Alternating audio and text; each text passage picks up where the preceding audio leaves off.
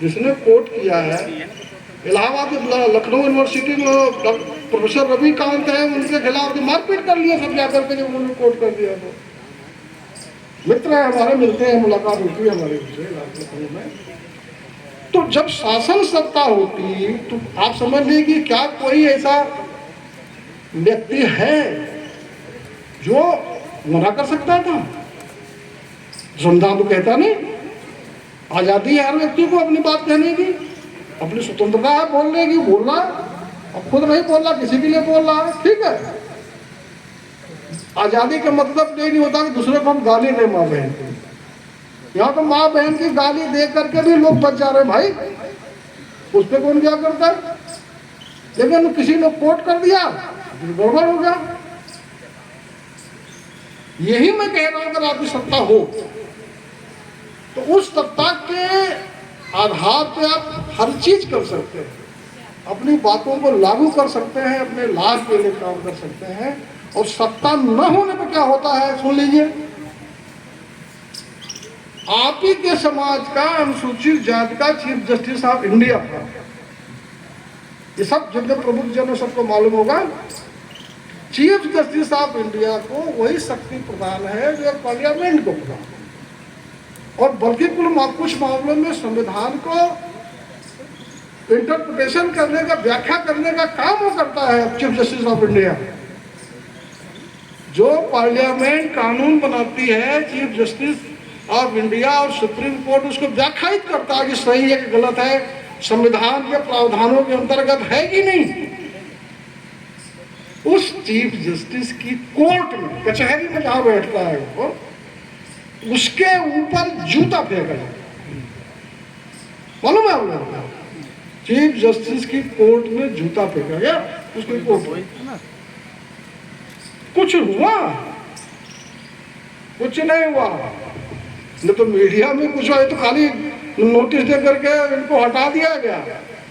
Chief justice of India के कक्ष में, कोर्ट में, कोई उनके प्राइवेट कक्ष में नहीं, कोर्ट में जूता फेंका गया। और जिसने वो जूता फेंका, सोशल मीडिया से लेकर हर जगह उसका महिमा मंडन हुआ, उसकी बड़ाई हुई। और चीफ जस्टिस को किस मानसिकता के लिए मैं क्या कहूं, तो कह रहे भाई अब छोड़ो जाने दो। लेकिन उस व्यक्ति को नहीं मालूम, चीफ जस्टिस को, कि यहाँ जो बैठा हुआ है उसके समाज का व्यक्ति, वह क्या सोच रहा है। वह सोच रहा है, और जो मारने वाला वह सोच रहा है कि जब हम चीफ जस्टिस के ऊपर जूता फेंक सकते हैं तो घोरहू कतवालों के खेत की मूल्य भाई, किस खेत की मूल्य। तो इस मानसिकता को, इस मान सम्मान को ही बाबा साहब और मानवर काशीराम ने बनाए रखने के लिए, आगे बढ़ाने के लिए कहा था, सत्ता की प्राप्ति हो। अगर आपकी सत्ता में से होती या आपकी शासन सत्ता होती तो कोई यह कर सकता था? शेड्यूल कास्ट के, अनुसूचित जाति के जज के अलावा किसी और समाज का जज होता तो क्या उसमें होता है? और फिर सरकार जाता तो क्या हुआ, ईओपीए फलाना ढिमका, जिसमें वो जितने सब जेएनयू यूनिवर्सिटी वाले बंद हैं जेल में कितने कितने सालों से, जो है सारे कानून लग जाते हैं उसमें।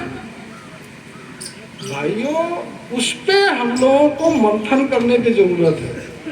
जितने हम लोग यहाँ इकट्ठे हुए हैं और जितने लोग हमारे इस क्षेत्र के लोग हैं, बड़ा प्रबुद्ध क्षेत्र हमारा रहा है, उनको मंथन करने की जरूरत है कि भाई आखिर क्यों हो रहा है। वो इसीलिए हो रहा है कि शासन सत्ता में आप नहीं हो। बड़ा प्लेन एंड सिंपल, इसमें कोई अरबी फारसी नहीं है ये शब्द जो है।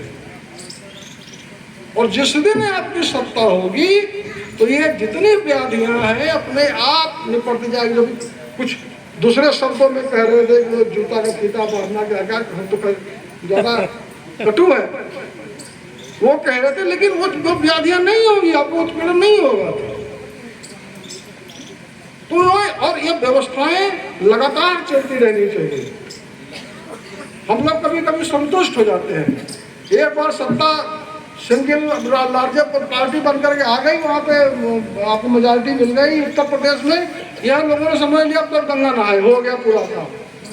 ये नहीं मालूम कि जो हजारों साल से आपको पददलित करते आए हैं, वो हमेशा ये स्कीम चलाते रहते हैं कि भाई कैसे इनको जो अधिकार दिए गए उसको छीन लिया जाए। दाहिने हाथ से अधिकार देंगे, बाएं हाथ से छीन के चलेंगे। और आपको हमेशा सतर्क रहना पड़ेगा। यह नहीं कि एक बार आपकी सरकार बन गई तो आप समझे नहीं तो हमने जग जीत लिया, ना बेटा, बिल्कुल नहीं। तो आप सब लोगों से मेरा ये कहना है कि इस पे आत्ममंथन करने के लिए कोई दूसरा नहीं आएगा बताने के लिए। इन लोगों के प्रयासों से इस लायक हम सब लोग हो गए हैं कि अपना भला बुरा समझ सके, उस अपने भला बुरा में कहाँ हमको क्या करना है ये सोच सके, और उसके लिए सबको इकट्ठा और एकीकृत होना पड़ेगा, संगठित होना पड़ेगा। शिक्षा की बात हुई, काफी लोगों ने कहा कि भाई शिक्षा में वो थोड़ा है। तो जिस व्यवस्था का शासन है वह व्यवस्था तो शिक्षा कभी चाहती ही नहीं थी किसी को मिले। ये देखिए ना, ये कोई नई बात नहीं है, मैं उनको दोष भी नहीं देता हूँ। उनकी विचारधारा ही है कि शिक्षा जितना कम लोगों के पास होगी उतना ही विरोध कम लोग करेंगे। जब शिक्षित नहीं होगा, जानकारियां नहीं तो क्या करेंगे, फिर कैसे करेंगे। और इस बात को हम लोग सोच ही नहीं रहे। आज की तारीख में क्या हो रहा है, जो बात हो रही थी अभी, जहाँ जिस प्राइमरी स्कूल से हम पढ़ के आए हैं, केवीराम साहब पढ़ के आए हैं, राजकली भी पढ़ के आए हैं, तुलसी राम पढ़ के, यहाँ पे जैसे प्रोफेसर साहिबान ने ये पढ़ के आए। आज स्कूलों में क्या है शिक्षा की स्थिति? गांव-गांव में प्राइवेट स्कूल खुल गए हैं, लोगों को ट्यूशन फीस देनी पड़ती है, खाने के तो लाले पड़े हुए हैं। जिस देश में 80 करोड़ लोग, जो सरकारी आंकड़ा है 5 किलो राशन में जी रहा है, तो 100-200 रुपया या 50 रुपया कहाँ से फीस देगा वो?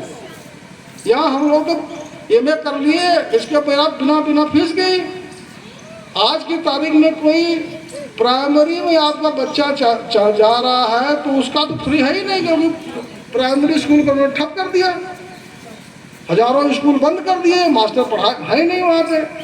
तो लाभ वाला गार्जियन जिसको अपने बच्चे को पढ़ाना है तो वो प्राइवेट स्कूल में भेज रहा है, टाई वाई बढ़वा दिए, सब कर दिया बच्चों को, तो जा रहे हैं सब, जो है गाँव में जाते हैं देखने, टाई बार घूम रहे हैं सब। तो वो बेसिकली वो पैसा कहाँ से आ रहा है? आप ताजुब करेंगे, जो हाई स्कूल है, इंटर है, BA है, MA है, साइंस फैकल्टीज हैं, साइंस की तो और बुरा हाल है। किसी जितने आप प्राइवेट स्कूल जो एडेड है, एडेड में चले जाइए, आप देख लीजिए उनकी लेबोरेटरी में जाके क्या स्थिति है। यूनिवर्सिटी में चले जाइए, उनके लेबोरेटरी में देख लीजिए क्या स्थिति, जीरो, कुछ है नहीं। तो शिक्षा को तो उन्होंने खत्म ही कर दिया। और ट्यूशन की एक अलग प्रक्रिया चल गई। प्राइमरी स्कूल से क्या, KG से, जो LKG KG जो होता ना, जहाँ से पहले हम लोग गोरैया कहते थे, गोरैया होता था, तो उसमें जो पढ़ता था व्यक्ति, जो बच्चा जाता था पढ़ने, जो है आज वहां से ले करके ट्यूशन फीस ट्यूशन कराया जाता है। मास्टर कहता है लड़का तुम्हारा कमजोर है, ट्यूशन करा था, तो वो वहां से ट्यूशन कर रहा है यूनिवर्सिटी तक, या कंपटीशन में भी जितने कंपटीशन है। परसों नरसों हम वो अभी जो IAS वाला इम्तहान निकला, वो रिजल्ट निकला है, तो हर अखबार में निकल रहा है, खूब बड़े बड़े 2-2 पेज का एडवर्टीजमेंट कि हमारे विजन फलाना ढिमका, इतने लोग IAS हो गए, इतने IPS हो गए, इतने हो गए। तो मैं उनको उसको अनिरुद्ध को बता रहा था कि भाई क्या हो गया, एक पेज का विज्ञापन दे रहे हैं कोचिंग इंस्टीट्यूट वाले, 2-2 पेज का, कौन फर्स्ट आया, कौन सेकंड आया, कौन 300 रैंक है, कौन किसकी 200 रैंक है, इस वजह से आ रहे हैं। इसने कहा इसने कौन सी नई बात है भाई, नए जमाने के लोग। हमने कहा भाई हमारे जमाने में तो होता था कि किस यूनिवर्सिटी से कितने लड़के निकले, इलाहाबाद यूनिवर्सिटी से कितने IAS हुए, दिल्ली यूनिवर्सिटी से कितना हुए, JNU से कितना हुए, कलकत्ता से कितने हुए, बॉम्बे से कितने हुए। यूनिवर्सिटी का नाम ही गायब है। अब आता है कि कृष्णा IAS सेंटर से कितना हुए, विजन IAS सेंटर से कितना, क्या हो रहा है? ये तो बिल्कुल बात सही कह रहे हैं कि शिक्षा व्यवस्था में जो व्यवस्था फैली हुई है उसी का नतीजा है। वह लोग जो शासन सत्ता चला रहे हैं वो ये नहीं चाहते हैं कि शिक्षित लोग बने ठीक ठाक, साक्षर तो बन जाएंगे, अक्षर ज्ञान तो हो जाएगा, लेकिन सोचने का उनको मात्रा नहीं मिली। मेरा अनुरोध है कि भैया आत्ममंथन, आत्मचिंतन करना शुरू कीजिए, और इस पे आप कंट्रोल तभी कर पाएंगे हम, चाहे जितना हंगामा कर ले, चाहे जितने कोचिंग का वो कर ले जो आप अभी जयप्रकाश जी बता रहे थे, होना चाहिए, कराएंगे हम लोग जब ऐसा हम मिलेगा, मौका मिलेगा जरूर कराया जाएगा, जरूरी है। लेकिन ये काम तो अभी वो शासन की स्कूल में देखिए तो हर जगह ये डिजिटल चल रहा है। शासन के शिक्षा विभाग को देख लीजिए तो डिजिटल ऑलरेडी चल रहे हैं हर गांव में बैठ कर। तो तब आप कंट्रोल कर पाएंगे जब शासन सत्ता पे जाएंगे। और जब तक भाई साहब शासन सत्ता हाथ में नहीं आती तब तक इन बातों में जहां से आपका मान सम्मान जुड़ा हुआ है वो नहीं मिल पाएगा। अब आप कभी सोच लीजिए कि जब शिक्षा की बात आ रही है, ये तो हम आर्ट्स के बच्चों की बात कर रहे हैं जहाँ पे थोड़ा कम मेहनत है। जो साइंस वाले हैं, जो मेडिकल में जिनको जाना है, जिनको इंजीनियरिंग में जाना है, लॉ की भी तो फीस इतना बढ़ गई। पहले होता था कि भाई खराब लड़का है लॉ कर लगे, लॉ कर लेगा अपना ठीक है, जो है कभी कोई पढ़ लेगा तो थोड़ा बहुत कमाएगा। आज की तारीख में उनकी फीस देखिए करोड़ों में, लाखों में। मेडिकल में तो आप अगर आपका बच्चा पढ़ना चाहता है तो आपके पास अगर करोड़ों रुपया नहीं है तो नहीं पढ़ा सकते। और कोई सरकारी कर्मचारी जो ईमानदारी के साथ काम करता है, ये मैं पूरे होशो हवास में कह रहा हूं कि किन मेडिकल कॉलेजों में अपने बच्चों को नहीं पढ़ा सकता। करोड़ों रुपया फीस, भाई कहां से लाएगा करोड़ों रुपया उस तनख्वाह में? तो ये व्यवस्थाएं भाई साहब जानबूझ के व्यवस्थित की गई है कि पैरेलल सिस्टम प्राइवेट सेक्टर का चल रहा है। वो प्राइवेट सेक्टर कौन लोग चला रहे हैं? वो प्राइवेट सेक्टर वही लोग चला रहे हैं जो संविधान विरोधी रहे, जो उस समय संविधान बनने के समय संविधान विरोधी रहे, आज भी रहे, वही पहला। और उसी प्रकार के लोग कंपटीशन में सेलेक्ट होकर जाएंगे, प्रशासनिक सेवाओं में जाएंगे, वही हर जगह जाएंगे बैठ करके। तो उनकी सोच उसी तरह से होती जा रही है। मालूम चला कि किसी के पास 4 लड़के हैं तो केवल 2 ही लड़कों को पढ़ा पाएगा, 2 से कहेगा चलो भैया दूसरा काम कर लो, क्योंकि फीसें पैसे ही नहीं है। जैसे पहले होता था कि भाई एक लड़का के पढ़ावा, बाकी कोई अपना खेती मजदूरी कर लेगा, अपना घर दुआ चलाएगा। ये परिस्थितियां हो रही है और जितना जल्दी हम लोग चेत जाए उतना ही अच्छा है। जितना लेट चेतेंगे उतनी ही दिक्कत होती जाएगी। ये गुरुतर उत्तरदायित्व है। आप जितने यहाँ हैं, हम सब लोग, हम सबका, किसी एक व्यक्ति के या किसी एक नेता के या किसी एक अधिकारी के या किसी एक व्यक्ति से कुछ नहीं होने वाला। ये आप कहना चाहना कोई भालो नहीं छोड़ेगा, सबको मिलकर लगना पड़ेगा।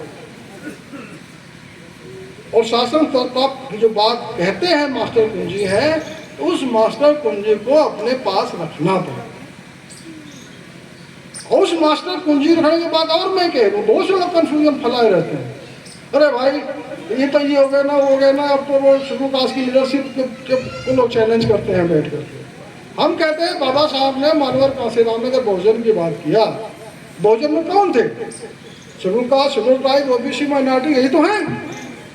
तो अगर शेड्यूल कास्ट की लीडरशिप उस योग्य नहीं है या उस योग्य काम नहीं कर पा रही है, तो हम लोगों को खुद सोचना चाहिए कि ओबीसी की लीडरशिप या माइनॉरिटी की लीडरशिप कुछ ऐसी निकल करके आ रही है जो वह संवैधानिक अधिकार दिलाने को आपके लिए तैयार है, उससे लड़ने के लिए तैयार है, तो साथ रहिए।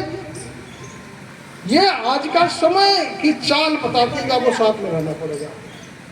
वो इसलिए कह रहा हूँ कि जो लड़का पहले तुलसीराम बता रहे थे कि 65,000 अगर जनसंख्या है उस ग्रुप की, तो उसकी पार्टी में 75,000 वोट कहाँ से मिल गया? इसका मतलब उसको कुछ वोट दूसरों लोगों ने दिया है। तो अपने वोट की कीमत समझिए। तो वो लीडरशिप जो कर सकती है, और हम कहते हैं कोई लीडरशिप हो जो आश्वासन देकर के फिर आपके लिए काम नहीं करती। तो बाबा साहब के संविधान ने वो तय किया कि 5 साल बाद दोबारा चुनाव होगा, कर लीजिए, हम हिसाब किताब बराबर। क्या दिक्कत है? कोई दिक्कत है? 5 साल बाद दोबारा चुनाव होता है तो हिसाब किताब हो जाएगा ना कि भाई ये आपने ये नहीं किया, ये नहीं किया, ये है।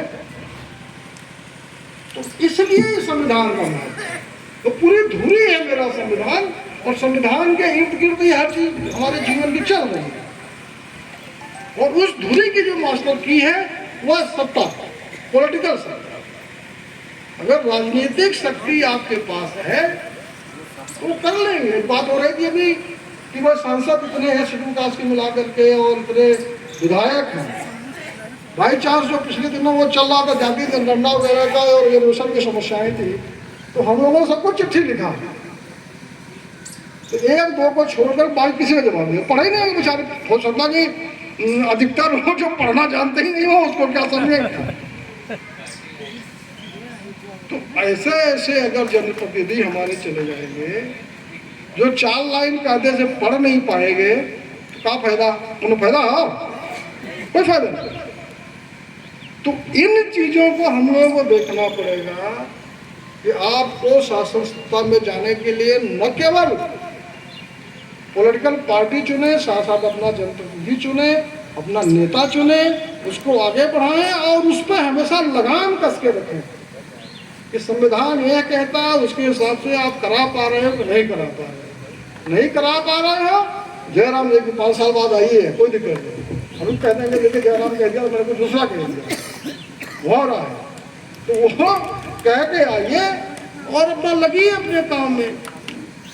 तो आज के दिन तो मैं केवल इतना ही मैं कहना चाहूँगा कि आप सब लोग प्रबुद्ध हैं, कोई ऐसा नहीं कि जो चीज़ों को नहीं समझता है उसको अपने अपने स्तर से कार्य को करके शासन सत्ता में जाने की तजवीज़ ढूंढनी पड़ेगी। और काशीराम जी के सिद्धांतों को अगर मानते हैं तो काशीराम जी ने, मैं खुलेआम कहता हूँ, जिसको बहस करनी हो, जिसको कुछ करना हो आकर के बात कर सकता है। वो कभी भी नहीं कहे थे कि साहब कि एक जात या एक समाज के ही नेतृत्व होगा। बड़ा स्पष्ट कह रहा हूँ, कोई भी कोई भी आकर के बहस कर सकता है काशीराम जी के विचारों पर। काशीराम जी हमेशा बहुजनों की बात करते हैं। बहुजन जब तक इकट्ठा नहीं होगा तब तक शासन सत्ता पे आप काबिज नहीं होंगे। जब जिसकी जितनी संख्या भारी उतनी उसकी हिस्सेदारी की बात करते हैं तो बहुजनों की बात करते हैं। जब 85-15 की बात करते हैं तो बहुजनों की बात करते हैं कि जब 85% इकट्ठा होगा। किसी एक जात, एक धर्म, एक व्यक्ति के बारे में बात नहीं करते हैं काशीराम जी, और सबके मान सम्मान की बात करते हैं। यह नहीं कि कोई व्यक्ति आकर के, कोई समाज आकर आपके साथ खड़ा हो गया तो आपका मजदूर नहीं है वो, क्योंकि एक ब्राह्मणवाद एक मानसिकता भी है, ये भी जान लीजिए। ब्राह्मणवाद एक ब्राह्मणवाद तो है, एक मानसिकता भी है। वो मानसिकता हमारे अंदर भी हो सकती है। अगर हम अपने समाज में अपने समाज के व्यक्ति को या उसी तरह को तिरस्कृत करते हैं तो हम भी ब्राह्मणवाद से ग्रसित हैं। तो उस मानसिकता को खत्म करनी पड़ेगी। ये मैं कहना चाह रहा हूँ कि अब हम लोगों को एक अथक प्रयास करना चाहिए उस कुंजी को लेने के लिए, और वह कुंजी प्राप्त करने का जो तरीका मानवर काशीराम ने किया था उसमें कोई तोड़ मरोड़ करनी और आप खुद ही आपको चिंतन कीजिए, आप समझ आए क्या हो रहा है। और इन दोनों महापुरुषों को अच्छी श्रद्धांजलि तभी होगी जब हम जो सत्ता की कुंजी है, जिसको मास्टर की कहते हैं, उस पे काबिज हो। भाइयों, आज आप लोगों का समय बहुत दिया, मैंने भी आप लोगों को बाकियों की तरह मैंने भी कुछ बोल किया जाता जो है, इसके साथ साथ आपने सुना धैर्य से। बहुत बहुत धन्यवाद। जय हिंद, जय भारत।